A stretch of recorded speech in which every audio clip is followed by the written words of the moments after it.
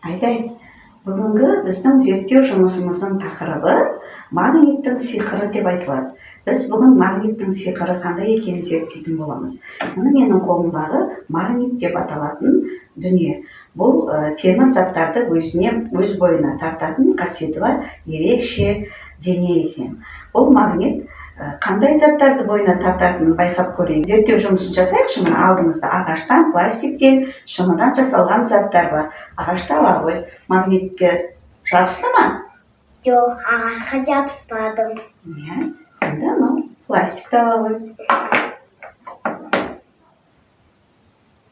Пластикке де жабыспады. Иә, енді шынын ала ғой. Шыныға да жабыспады. Шыныға да жабыспайды екен, иә? Ал қағазға ше, қағазды байқап көрші. Қағазға да жабыспады. Қағазға да жабыспайды екен.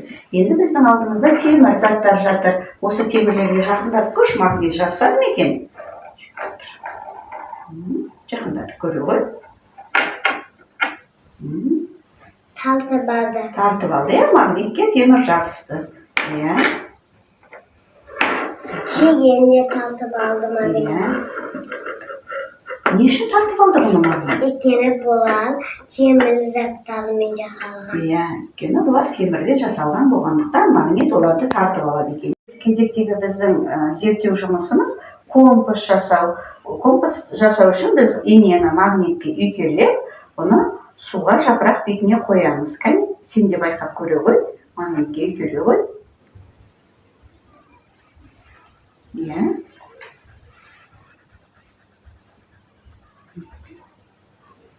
Енді қоя ғой жапырақтың бетіне.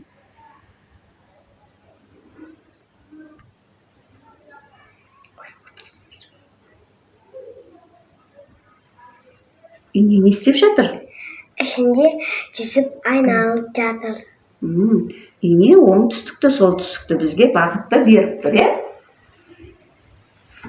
Ендігі кезектегі біздің тәжірибелік жұмысымыз, осы темір ұсақтарын біз магнит арқылы қағаз астынан жинай алар ма екенбіз? Сен байқап көре қойшы, кәне. Кәне қағазды тарта ғой өзіңе қарай. Иә. Не байқадың? Бір шетке жиналып жатқан. Бір тізбек бойына жиналып жатқанын байқадың бар ма? Темір ұсақтарына. Мына темір ұсақтары магнит арқылы қағаз үстінде бір тізбекке жиналып жатыр екен. Бүгінгі зерттеу жұмыстан сен не байқадың? Магниттің ағашқа, пластикке, шыныға, қағазға жабыспайды екен. Ол тек қана темір заттармен жабысады екен.